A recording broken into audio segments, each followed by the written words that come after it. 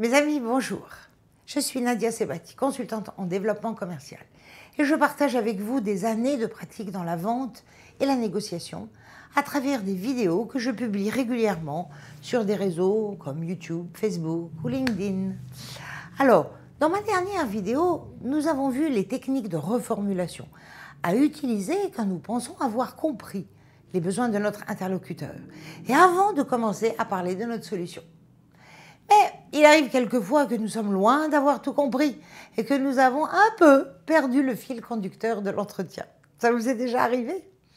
Alors, comment s'en sortir et comment revenir à l'essentiel? Une des techniques est dite la technique du sofa. Bon, pas de confusion, c'est en tout bien, tout honneur.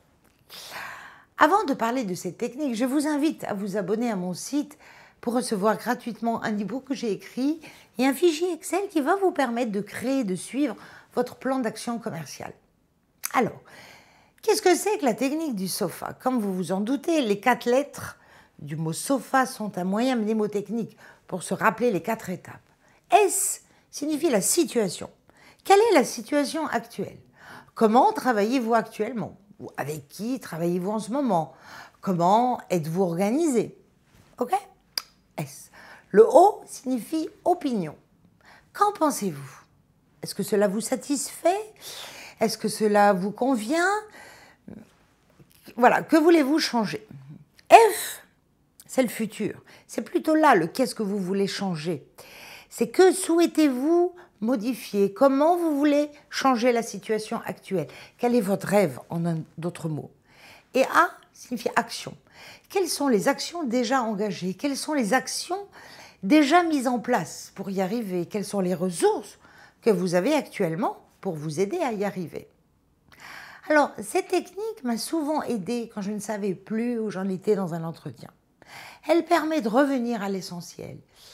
Et ce qui fera une grande différence par rapport à vos concurrents ou à vos confrères, c'est que vous allez tenir compte des ressources et des actions déjà réalisées. Parce qu'en étant trop gourmands, ils passeront certainement à côté des alternatives et des ressources que possède votre interlocuteur.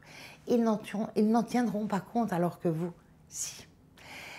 Je vous propose de tester cette technique dans votre étape de découverte des besoins et vous vous rendrez compte qu'elle est très efficace et qu'elle permet de se recentrer sur les enjeux majeurs de votre interlocuteur.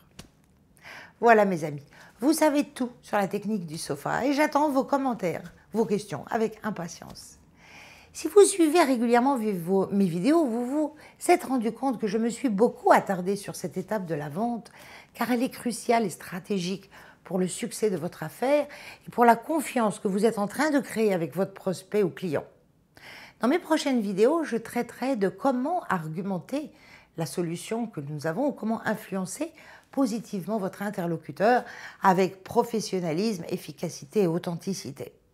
Avant de vous dire au revoir, je vous invite à vous abonner à ma chaîne YouTube, à vous inscrire sur mon site et vous recevrez plein d'outils pour devenir des champions de la vente et de la négociation. À très vite.